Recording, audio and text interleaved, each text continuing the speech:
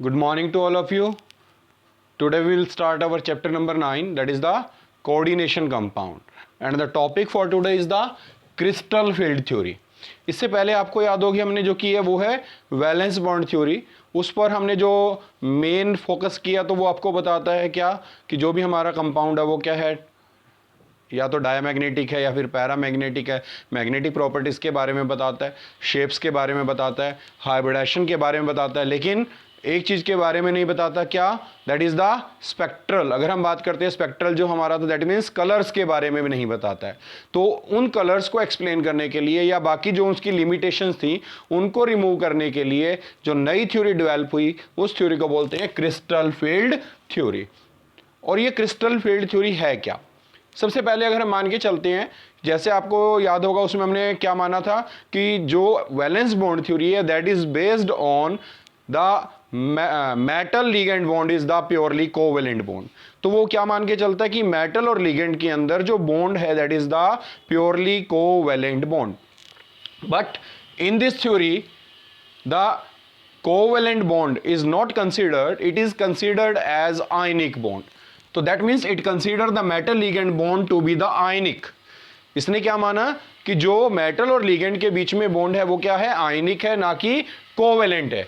तो ये इसकी एक ड्रॉबैक में आने वाला है. जब हम इसकी ड्रॉबैक पढ़ेंगे तो इसने क्या किया कि जो मेटल लिगेंड बॉन्ड है जो एक्चुअली में क्या होता है कोवेलेंट है, उसको इसने कंसीडर ही नहीं किया. इसने क्या मान लिया कि मेटल लिगेंड के बीच में जो बॉन्ड है that is the ionic bond है. और वो किस वजह से होता है, which arises from the electrostatic interaction between the metal and ion and the ligand. जो मेटल आयन है और जो लिगेंड्स हैं उनके बीच में जो इंटरेक्शन है उससे जो बॉन्ड बनेगा वो कौन सा होगा, आयनिक. जबकि अगर हम वैलेंस बॉन्ड थ्योरी को देखें तो वो क्या मानती है कि जो मेटल और लिगेंड है उसके बीच में बॉन्ड क्या है, दैट इज कोवेलेंट. क्योंकि बात ही शेयरिंग से होती है तो शेयरिंग से जो बॉन्ड बनता है वो क्या होता है, कोवेलेंट. लेकिन यहां पर हमने माना उसको आयनिक. उसके पीछे रीजन क्या रहेगा, the ligands are treated as point charges. तो ये लिगेंड को क्या मानता है कि ये क्या है, पॉइंट चार्जेस हैं.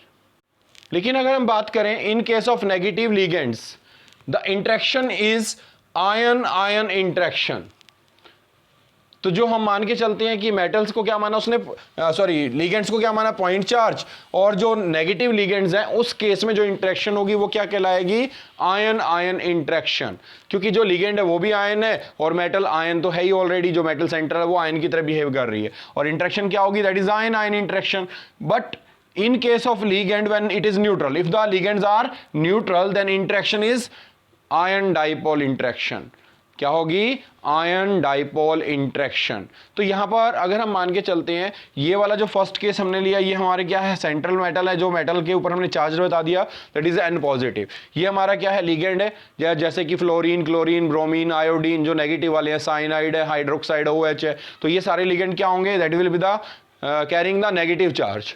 तो इनके बीच में जो इंटरेक्शन होगी वो क्या होगी, तो ये भी आयन है और ये भी आयन है, इस पे एग्जैक्ट 1 चार्ज है. तो उस टाइप से जो जिस पे +1 या +2 +3 -1 -2 -3 दैट मींस एग्जैक्ट चार्ज होगा तो वो क्या कहलाएगा, दैट इज आयन. लेकिन अगर हम यहां पर देखें, if the second case we take metal carries a positive charge that is N positive, but here we count the molecule of NH3. तो molecule of NH3 क्या होता है, nitrogen is more electronegative than that of hydrogen. तो nitrogen क्या acquire करेगा, partially negative charge. क्या word use किया, partially. यहां पर कंप्लीट की बात की थी, यहां पर पार्शियल चार्ज है और हाइड्रोजन पे क्या आ जाएगा, that is partially positive charge. तो यहां पर अगर हम देखें तो माइनस डेल्टा 3 टाइम्स आ जाएगा, या plus delta plus delta plus delta. तो इसका मतलब यहां पर जो चार्ज डेवलप हो रहा है वो that is not complete charge, that is the partial charge. जो पार्शियल चार्ज डेवलप होता है उसको क्या बोलते थे, डाइपोल. तो डाइपोल क्रिएट हो रहा है यहां पर, इसीलिए इसके बीच में जो इंटरेक्शन होगी that is ion dipole interaction. कौन सी इंटरेक्शन होगी, ion dipole interaction. Note down करेंगे इसको. क्रिस्टल फील्ड थ्योरी अगर हम इसकी बात करें तो इसका जो बेस कंसेप्ट है that is the conversion of the 5d generate d orbitals of the metal ions into different sets of the orbital having different energies in the presence of electrical field of ligands is called crystal field splitting. अब इसमें जो main चीज आपको note करनी है कि जब भी कोई लिगेंड क्या करता है, डी ऑर्बिटल के पास जब भी पहुंचेगा तो वो क्या करता है, उसकी एनर्जी को इन्फ्लुएंस करता है, उसकी एनर्जी को चेंज करता है और उसकी एनर्जी को इंक्रीज कर देता है. लेकिन जो इंक्रीज होता है जो एनर्जी के अंदर वो सेम नहीं होता है, वो डिफरेंट डिफरेंट होता है। It depends on the shape of the orbital. किसके ऊपर डिपेंड करेगा? ऑर्बिटल की शेप के ऊपर। अगर आपको याद हो डी ऑर्बिटल्स आपको अगर आपने बनाए हो तो याद होंगे, अलग अलग हमारे क्या होते थे, 5 ऑर्बिटल्स होते थे। कौन कौन से होते थे अगर याद हो तो? फर्स्ट वन अगर हम यहां पर बात करते हैं तो कौन कौन सा था? D x y, d y z, d z x, d x square minus y square और डी जेड स्क्वायर। ये हमारे टोटल 5 ऑर्बिटल्स होते थे। जो अगर हम यहाँ पर देखें तो ये 3 आपको एक जैसे नजर आ रहे हैं और ये 2 एक जैसे, इनमें आपको देख रहे हो तो पावर आपको स्क्वायर में नजर आ रही है। इसका रीजन क्या है? इनकी जो शेप है वो डिसाइड करती है। जैसे हम एक्स वाई को लेते हैं, that is in between x and y. अगर हम इसको ड्रॉ करते हैं तो आपको याद होगा कैसे ड्रॉ करते थे। अगर मैं इसको मान लूँ ये एक्स एक्सिस है और ये वाई एक्सिस है, या ये वाई है ये एक्स है, for example this one is y, this one is x, तो जो हमारी ऑर्बिटल बनेगी वो एक्स और वाई के बीच में आएगी, ऐसे एक्स और वाई के बीच में रहेगी। तो अगर हम यहां पर बात करते हैं कौन सी, वाई जेड है, तो इसको हमने सिर्फ चेंज कर देंगे, ये वाई ले लो ये जेड ले लो, तो ये वाई जेड बन जाएगा। अगर मैं ये जेड ले लूँ ये एक्स ले लूँ तो दिस इज जेड एक्स। तो तीनों केसेस में जो आप नोट करेंगे कि जो ऑर्बिटल है वो x y, y z, z x उनके बीच में रहेगी। लेकिन जब हम एक्स स्क्वायर वाई स्क्वायर की बात करते हैं तो इसमें क्या होता है? फॉर एग्जांपल ये हम मान लेते हैं हमारा क्या है, वाई है और ये एक्स है, तो इसमें आपकी 2 वैल्यूज आती हैं। जब भी स्क्वायर होता है एक पॉजिटिव आता है और दूसरा नेगेटिव आता है। तो यहां पर अगर हम देखेंगे तो आप नोट करेंगे यहां पर ये एक्स के अबाउट सिमेट्रिक है और ये वाई के अबाउट सिमेट्रिक है। सिमेट्रिक समझते हैं, यहाँ पर आपकी 2 वैल्यूज आएंगी, एक ऊपर वाली देखे तो पॉजिटिव है, नीचे वाली देखे तो नेगेटिव है। इधर देखे तो मान के चलो पॉजिटिव है, उधर देखे तो नेगेटिव है। तो इस टाइप से क्या होंगी आपकी 2 वैल्यूज आएंगी। तो ये हमारा सिमेट्रिक है। ऐसे अगर हम जेड को देखें तो this one is symmetric about, अगर हम इसको जेड एक्सिस ले लें तो याद होंगे आपको टोटल 5 ऑर्बिटल्स हम बनाते थे, इसकी शेप होती थी ऐसे। तो ये हमारी ऑर्बिटल्स हैं। ये अगर इनकी जो शेप है ये उसकी क्या करेगी, जो ऑर्बिटल्स की शेप है वो उसकी एनर्जी को अफेक्ट करेगी। इसी को समझने के लिए अब आपको क्या करना है, जो समझना है बहुत पॉइंट ध्यान से समझना है। सबसे पहले अगर हम यहां पर बात करते हैं कि जब भी कोई लिगेंड किसी मेटल के पास पहुंचता है तो होता क्या है। मान के चलते हैं ये हमारी ऑर्बिटल है, डी जेनरेट ऑर्बिटल बोल देते हैं हम इसको। दैट मीन्स इन सभी की एनर्जी इक्वल है। अब इन सभी की एनर्जी इक्वल है तो होगा क्या, जब भी कोई लिगेंड इसके पास पहुंचता है तो इसकी एनर्जी को क्या करता है, इन्फ्लुएंस करता है, रिपल्शन बढ़ता है। अब रिपल्शन बढ़ेगा तो एनर्जी बढ़ेगी, ऑलरेडी आपने पढ़ा है। अगर हम यहां पर ऑर्बिटल्स बना देते हैं, ये हमने बना दिए 5 ऑर्बिटल्स।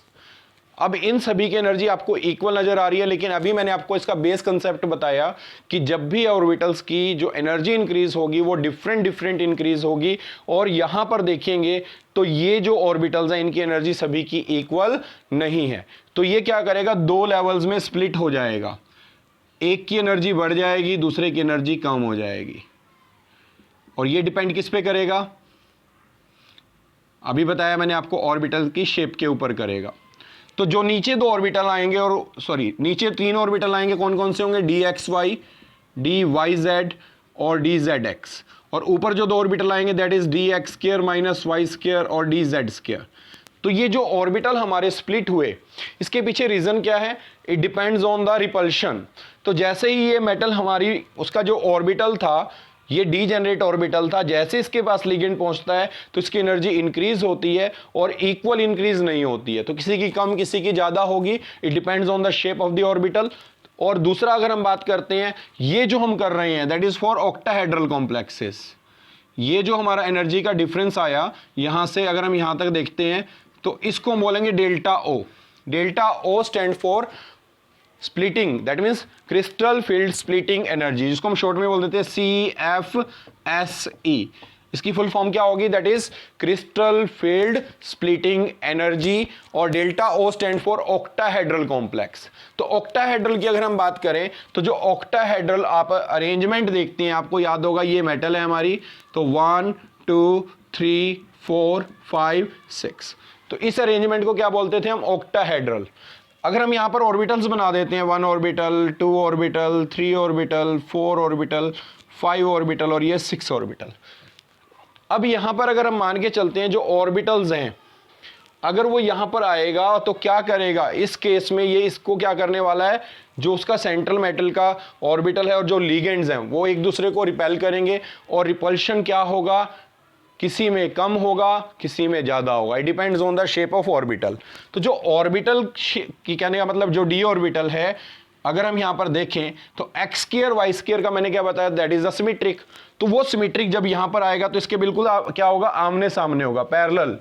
अगर पैरेलल होता है तो उस केस में क्या होता है, रिपल्शन बढ़ जाता है। तो जितना ज़्यादा रिपल्शन होगा तो उसकी एनर्जी उतनी ज़्यादा होगी।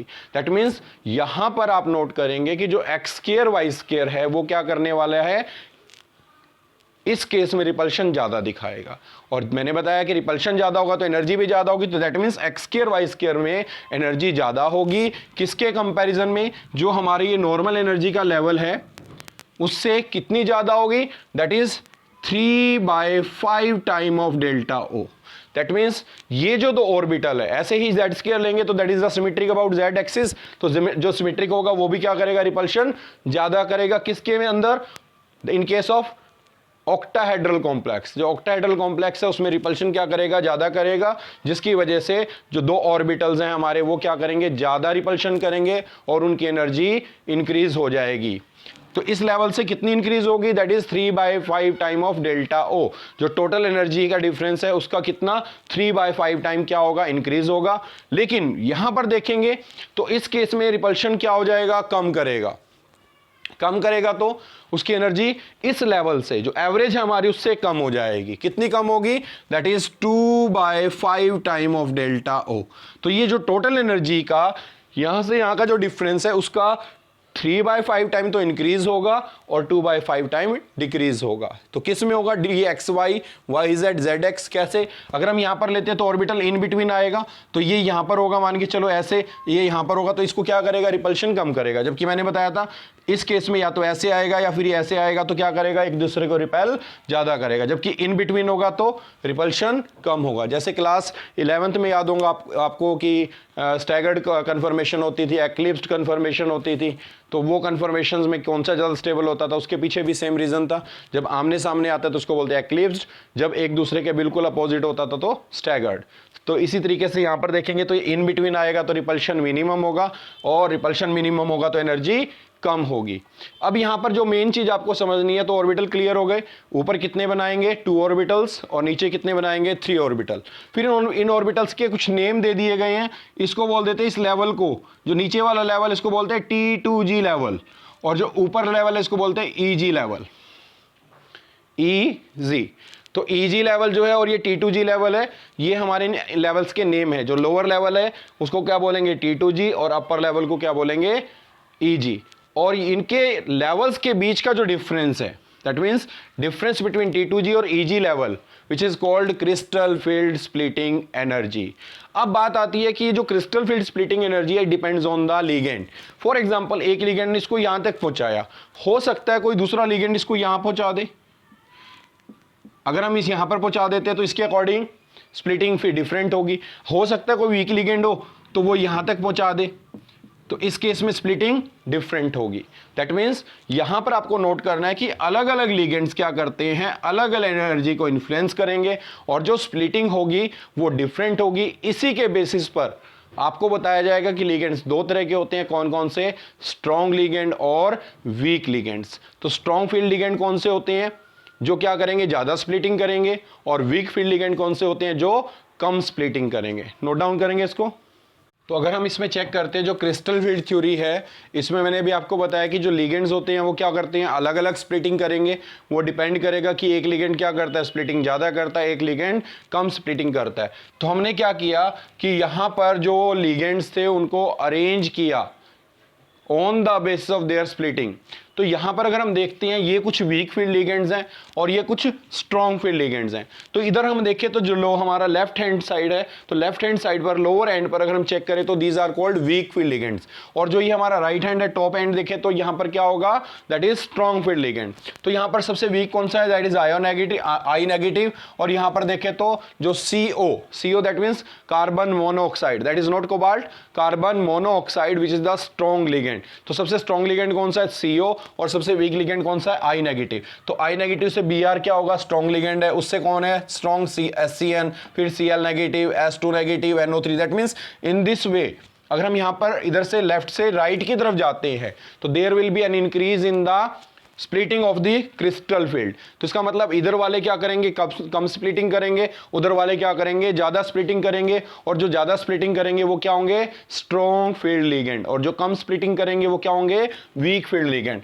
और इस अरेंजमेंट को, that means the arrangement of the ligands according to their splitting effect, increasing splitting effect is called spectrochemical series. तो ये सीरीज हमारी क्या है, स्पेक्ट्रोकेमिकल सीरीज है, जिसमें हमने लिगेंड्स को अरेंज किया किस बेसिस पर, on the basis of their splitting. तो इसके डेफिनेशन आ जाते, डिफाइन स्पेक्ट्रोकेमिकल सीरीज। तो डेफिनेशन को अच्छे से करना है। और यहां पर अगर हम देखें तो मैंने बताया था जैसे आई नेगेटिव है तो ये कम स्प्लिटिंग करेगा, तो इनके बीच में जो डिफरेंस होगा वो कम होगा, that means delta O I negative के लिए कम आएगा। लेकिन जब हम यहां पर बात करेंगे CO की तो ये क्या करेगा, स्प्लिटिंग यहां से मान के चलो ज्यादा करेगा। तो जितना ज्यादा स्ट्रॉन्ग लिगेंड होगा उतनी ज्यादा स्प्लिटिंग करेगा, और जितना वीक फील्ड लिगेंड होगा उतनी कम स्प्लिटिंग करेगा। तो इसको नोट डाउन करेंगे। अब आता है यहां पर जो आपको मेन पॉइंट आपको समझना है। अब यहां पर अगर हम मान के चलते हैं कोई इलेक्ट्रॉन है यहां पर, ये कलर के बारे में कैसे बताता है। अगर फॉर एग्जांपल हम नॉर्मल थ्योरी को लेते हैं, कोई इलेक्ट्रॉन यहां पर है, यहां से अगर हम उसको जंप करवा देते हैं यहां पर, तो उस केस में इस इलेक्ट्रॉन की और इस इलेक्ट्रॉन की एनर्जी क्या रहने वाली है, सेम रहने वाली है। तो इसका मतलब यहां से यहां पर जाएगा तो इसमें कोई भी एनर्जी में चेंज नहीं आएगा, तो एनर्जी क्या रहेगी, सेम। तो इस वजह से यहां पर हम कलर को एक्सप्लेन नहीं कर पाते, जो किसमें था, इन case of valence bond theory. हम एक्साइट भी करते हैं तो उसमें कोई कलर के बारे में नहीं बताता है। लेकिन जब हम यहां पर आ जाते हैं तो हमने बताया जैसे ही लिगेंड पहुंचेगा तो वो क्या करेगा, इसको दो लेवल में स्प्लिट करेगा। लोअर लेवल से इलेक्ट्रॉन अगर कहां पर जाता है, हायर लेवल पर, तो कुछ ना कुछ एनर्जी तो एब्जॉर्ब करेगा। तो वो क्या करेगा, कुछ ना कुछ एनर्जी को एब्जॉर्ब करेगा। जब एब्जॉर्ब करेगा तो हो सकता है कुछ एनर्जी वो रेडिएट भी करे। तो वो जो कलर है उसके पीछे जो रीजन है, इस केस में जो हम रीजन देते हैं कि why crystal field theory will give the colour due to DD transition. तो इसका मतलब अगर हम यहां पर देखें तो जो DD ट्रांजिशन है दैट इज पॉसिबल। अब यहां से ये हमारा क्या है, लोअर एनर्जी लेवल है, और ये क्या है, हायर एनर्जी लेवल है। जैसे कि आपको याद होगा जब आपने क्लास 11th में हाइड्रोजन की सीरीज चेक की थी, तो Lyman series, Balmer series, Paschen, Brackett और फंड सीरीज, तो उसमें हमने नोट भी किया था जब क्या होता था, एक इलेक्ट्रॉन हायर लेवल से लोअर लेवल पर जाता है, तो हायर से लोअर पे ले आता है तो क्या करता है, एनर्जी रेडिएट करता है in form of visible region भी हो सकती है, यूवी भी हो सकती है, इंफ्रा भी हो सकती है। वो डिपेंड करता है कि कौन से लेवल से कहां पर जा रहा है। तो यहां पर भी अगर हम बात करें तो एक इलेक्ट्रॉन अगर लोअर लेवल से हायर पे जाएगा तो अगर वहां से वापस आता है तो क्या करता है, एनर्जी रेडिएट करेगा। और इसके पीछे रीजन हम दे सकते हैं, that means in case of crystal field theory the colour is produced due to DD transition. तो DD ट्रांजिशन जो है यहां पर पॉसिबल है, but that is not possible in case of valence bond theory. तो वैलेंस बॉन्ड थ्योरी में हम क्या करते थे, वो ऑर्बिटल को सेम रखते थे। लेकिन यहां पर अगर हम देखें तो हमने बताया कि ऑर्बिटल की एनर्जी इंक्रीज होगी कब, जब भी कोई लिगेंड पहुंचेगा। तो लिगेंड की प्रेजेंस में ही ये चीज पॉसिबल है। As soon as we remove the ligand there is no splitting. अब इस पर बेस्ड एक क्वेश्चन बताने जा रहा हूं, आपको समझना है ध्यान से। क्या क्वेश्चन है वो, तो अगर हम यहां पर लेते हैं CuSO4.5H2O, अगर आपसे इसका कलर पूछा जाए तो आप बोलेंगे इट्स कलर इज ब्लू।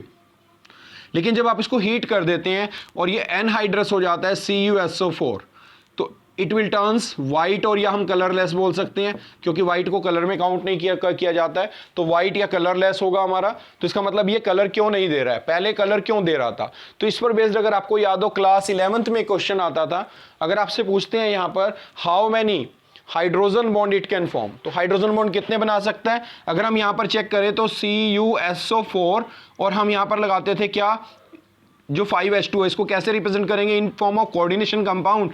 तो H2O कितने लगेंगे, 4, क्योंकि कॉपर का जो कोऑर्डिनेशन नंबर है वो 4 है। डॉट क्या लगाएंगे, डॉट नहीं लगाएंगे, यहां पर 4, यहां पे लगेगा डॉट H2O। तो तो अगर हम यहां पर देखें तो 4 मॉलिक्यूल्स आपके यहां पर इन्वॉल्व हैं, तो that means it will form a coordination compound. और यहां पर वाटर क्या है, it act as a ligand, तो लिगेंड है यहां पर, तो ये लिगेंड क्या करेगा, जैसे ही इस लिगेंड की केस में ये कॉपर था हमारा, कॉपर की एनर्जी इंक्रीज होगी और ये 2 लेवल में स्प्लिट होगा तो यहां पर ब्लू कलर देगा जब भी वो एक्साइटेशन शो करेगा। लेकिन जैसे हमने क्या किया, इसको हीट किया तो ये वाटर मॉलिक्यूल यहां से रिमूव हो गए।